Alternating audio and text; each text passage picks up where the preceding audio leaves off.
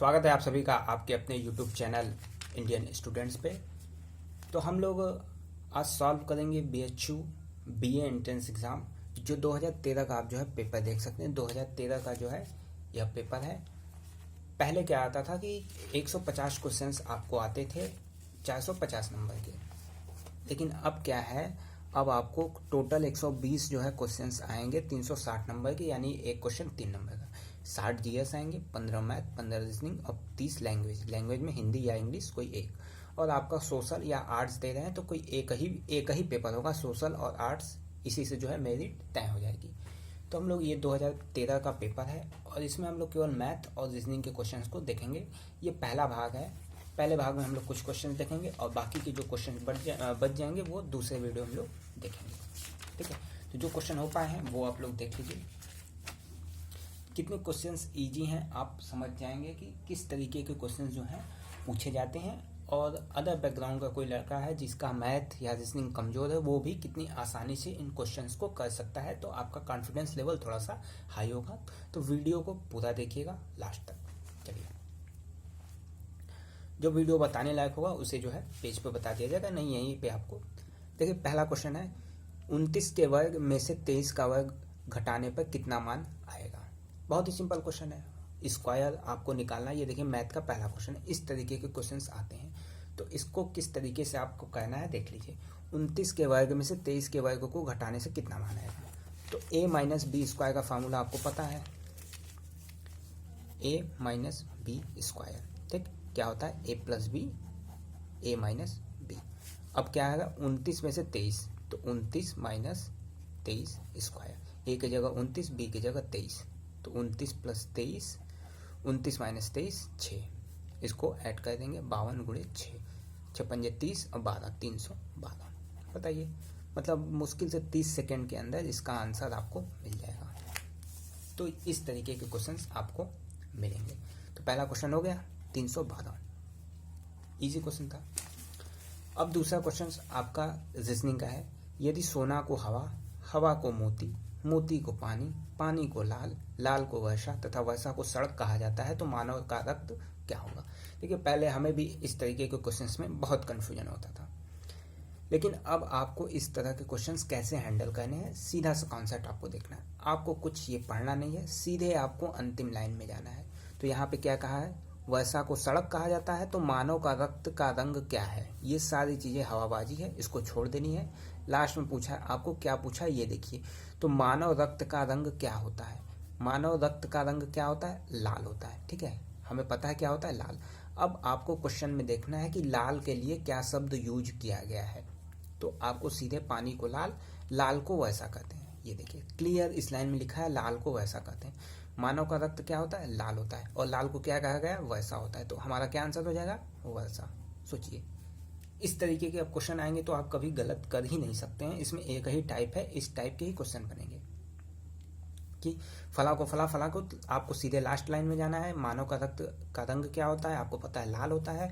लाल के लिए क्या यूज किया गया, वैसा यूज किया गया। सीधे सीधे आपको वैसा लगा देना है। अब देखिए, ये मैथ्स का अच्छा क्वेश्चन है। एक परीक्षा में उत्तीर्ण होने के लिए कुल अंकों में से 840 अंक पाना आवश्यक है। एक छात्र 800 अंक पाता है और 2% अंकों के साथ अनुत्तीर्ण हो जाता है। परीक्षा में उत्तीर्ण होने के लिए कितने प्रतिशत अंकों की आवश्यकता होती है। तो आपको पहले इसमें यह निकालना होगा कि कुल पेपर कितने नंबर का है। यदि कुल पेपर आपको पता चल जाए तो आपको पता चल जाएगा कि 840 पास होने के लिए निकालना है। ठीक है, 840, तो जितने नंबर का पेपर है उसका 840 कितना परसेंट है ये हमको निकालना है। सीधा सीधा आपको क्वेश्चन ये दिया है। थोड़ा सा टेक्निकल क्वेश्चन है, समझिएगा, बहुत आसानी से समझ जाएंगे। देखिए, एक परीक्षा में उत्तीर्ण होने के लिए कुल अंकों में से 840 अंक पाना है। एक छात्र 800 अंक पाता है। देखिए, कुल अंक कितना पाना है, 840 अंक पाना है पास होने के लिए। वो पाया कितना, वो पाया 800 अंक। समझ गए, 840 पाना है, 800 अंक पाया, और कितने प्रतिशत अंकों से फेल हो गया, देखिए 2% अंकों से अनुत्तीर्ण हो गया। तो ये 2% अंकों से अनुत्तीर्ण हो जाता। यानी यदि 2% उसको मिल जाता तो उसका कितना हो जाता, 840 हो जाता। 2% उसको मिल जाता तो उसका हो जाता 840। तो ये 2% कितने के बराबर है, 40 के। भाई 800 ही पाया ना, 40 नंबर और पा जाता तो 840 पा जाता और फेल नहीं होता। और फेल कितने से हुआ? 2% के। तो 2% बराबर है 40 नंबर के। तो 100% कितने के बराबर हो जाएगा? क्योंकि भाई हमारी टोटल जो मार्किंग होती है वो 100% होती है। जो टोटल होता है वो हमेशा 100% होता है। आपको परसेंटेज के क्वेश्चन में मैंने बताया था। तो टोटल जो होता है वो 100% के बराबर होता है। तो 2% को 100 बनाने के लिए 2 में 50 से गुणा कर देना है। यहाँ 50 से गुणा करेंगे, आपको यहाँ भी 50 से गुणा कर देना है। तो 40 में 50 का गुणा करेंगे, आ गया 2000। अब ये हमारा 2000 क्या है? ये हमारा है 2000 टोटल मार्क्स। जैसे आपके पेपर का कुल मार्क्स 360 है, वैसे इस पेपर का टोटल मार्क्स हो जाएगा 2000। ठीक है, यानी पूरा पेपर कितने अंकों का है? 2000 का। ठीक, अब 2000 में से हमें पाना कितना है? 840। 840 पासिंग नंबर है ना, पासिंग मार्क्स 840 है। और हमें पूछा क्या है कि पास होने के लिए कितने प्रतिशत अंकों की आवश्यकता होती है, यानी पासिंग जो 840 है कितना प्रतिशत है। हमें सीधे सीधे अब क्वेश्चन आपके पास ये आ गया कि 840 2000 का कितना प्रतिशत है। सीधा क्वेश्चन अब आ गया। तो देखिए 2000 का मान लीजिए कि 40% कितना होगा? 1000 पे 400, 2000 पे यानी 1000 और पे 400, यानी 40% हो गया 800। अब ऑप्शन के थ्रू आपको जाना है। देखिए 40% हो गया 800। अब हमें 2% और देख लीजिए, बचा कितना हमें? 40। तो 2000 का 40 कितना हो जाएगा? 2%। 1000 का 2% 20, 2000 का 40। तो हमारा टोटल कितना होगा? 40% प्लस 2% यानी 42%। ठीक है, हमारा आंसर क्या आ जाएगा? 42% हमारा आंसर हो जाएगा।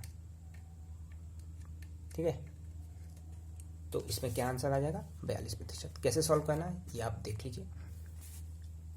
पहले हमें टोटल मार्क्स कितना है ये निकालना है, फिर टोटल मार्क्स में से 840 कितना प्रतिशत है ये निकाल देना है। सिंपल क्वेश्चन है, बहुत ज़्यादा टेक्निकल नहीं है।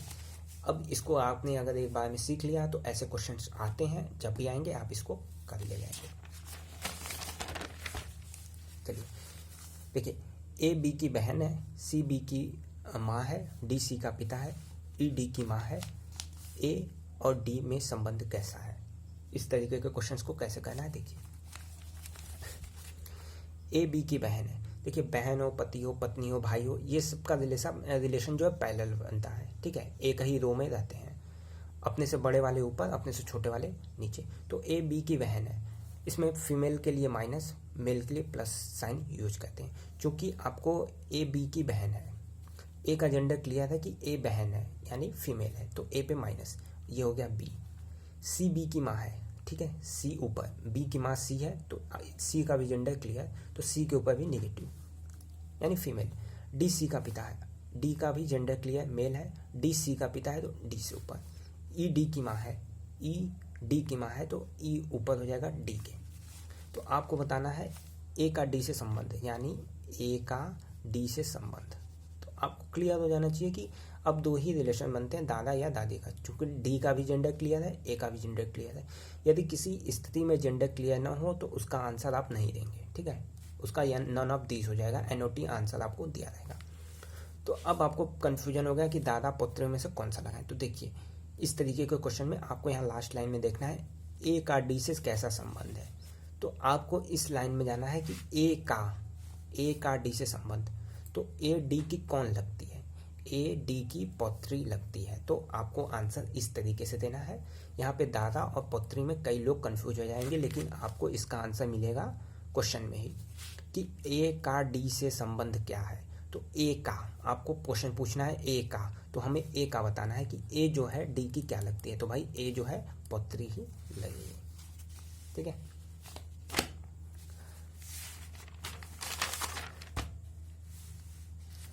चलिए ये अगला क्वेश्चन है, सीरीज का क्वेश्चन है। और मान के चलिएगा 2 से 3 क्वेश्चन सीरीज के आएंगे। सीरीज के क्वेश्चंस खूब अच्छे से लगा लीजिएगा। 4, 8, 9, 27, 16, 64। तो आपको बताना है 125। यहाँ पे छूटी हुई जो स्थान है वहाँ पे क्या आएगा।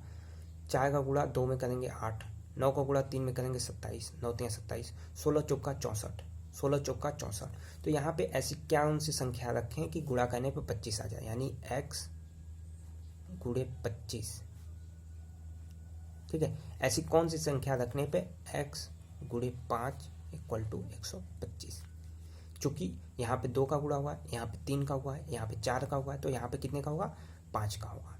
तो 25 में हम लोग जैसे ही 5 का करेंगे 125 पा जाएंगे। तो 25 बहुत ही आसान क्वेश्चन है, मतलब 5 से 7 सेकंड के अंदर देख के ही आप जो है इस तरीके के क्वेश्चंस लगा सकते हैं। इसमें मैथमेटिक्स का कोई काम ही नहीं है, ठीक है। 4 गुणे 2 8, 9 गुणे 3 27, 16 गुणे 4 64, 25 गुणे 5 125। तो इसमें मैथमेटिक्स का कोई काम ही नहीं है, ठीक है। तो इतने आसान क्वेश्चन आपको मिलेंगे। हाँ देखिए, ये पारे वाला क्वेश्चन है, बहुत ही अच्छा क्वेश्चन है। देखिएगा, यदि किसी पारे के फेंके जाने पर विषम संख्या आती है तो इसकी प्राइम संख्या होने की प्रायिकता क्या होती है, ठीक है। पारे में टोटल कितने जो है होते हैं, 1 से 6 संख्याएं होती हैं। तो वो संख्या जो है, कुल संख्या जो है हमेशा नीचे होती है। तो कुल संख्या नीचे होगी तो आप मान के चलिए कि बटे में 6 हमारा आंसर होगा। लेकिन अब यहाँ पे आपको देखना है कि प्राइम नंबर क्या होता है, तो एग्जैक्टली 2 फैक्टर्स होते हैं।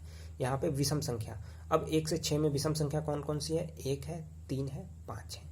लेकिन हमें पूछा है इसकी प्राइम संख्या होने की, प्राइम कौन सा है। तो प्राइम संख्या की डिफिनीशन होती है कि उसके जो है केवल 2 फैक्टर्स ही होते हैं। एक का केवल एक ही फैक्टर बनेगा, वो होगा 1। तो एक जो है प्राइम नंबर नहीं है।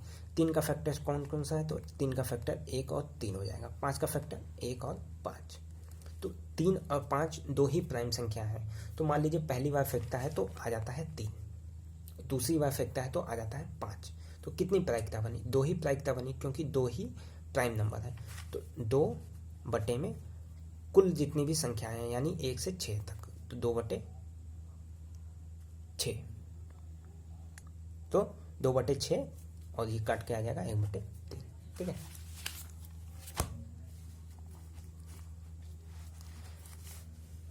रीजनिंग का क्वेश्चन, साइकिल को इस तरीके से लिखा जाता है तो इसको क्या लिखा जाएगा। देखिए, इसमें कुछ कहना नहीं है, ये CIR पीछे से उलट दिया है, यहाँ से लेके पीछे कर दिया, यानी R को आगे, फिर I बीच में, फिर C, और यही क्रम यहाँ पे किया है। E को यहाँ कर दिया है, फिर L, फिर C एकदम लास्ट में, और यही चीज़ यहाँ पे किया है। आपको यही कर देना है, U को उलट के U आगे कर देना है। अब देखिए, जैसे U आगे आता है तो आपको कोई ऑप्शन ही नहीं देखना, क्योंकि सब में Q जो है आगे है। जिसमें U आपको आगे लेके सीधे आपको क्लिक कर देना है, उस पर टिक कर देना है, पूरा आपको चेक ही नहीं करना है, क्योंकि यहाँ पे पहले डिजिट से ही आपको आंसर मिल जा रहा है, ठीक है। चलिए नेक्स्ट क्वेश्चन, निम्न में ऐसे गणितीय ग्रुप को चुनिए जो दूसरे से भिन्न हो। इसमें देखिए, इस तरीके के क्वेश्चन आपको बहुत ही आसान मिलेंगे। इसमें पहले आपको डिफरेंस देख लेना है कि 75 और 8 में कितने का 83 में कितने का डिफरेंस है, 8 का। 50 और 8 में कितने का है, 8 का। 25 और 17 में कितने का है, 8 का। लेकिन 49 और 42 में कितने का है, 7 का। तो यही हमें जो है सब में डिफरेंस सेम है, यानी 8 8 8, केवल इसमें जो है 7 का डिफरेंस है। तो ये हमारा सही उत्तर हो जाएगा, ठीक है। इतने आसान क्वेश्चन आपको कहीं नहीं मिलेंगे। तो चलिए, इस वीडियो में इतना ही। नेक्स्ट वीडियो में और भी जो क्वेश्चंस बचे हैं वो सारे हम लोग कवर कर लेंगे। वीडियो पसंद आई हो तो लाइक ज़रूर कर दीजिएगा, चैनल को सब्सक्राइब कर दीजिए। धन्यवाद।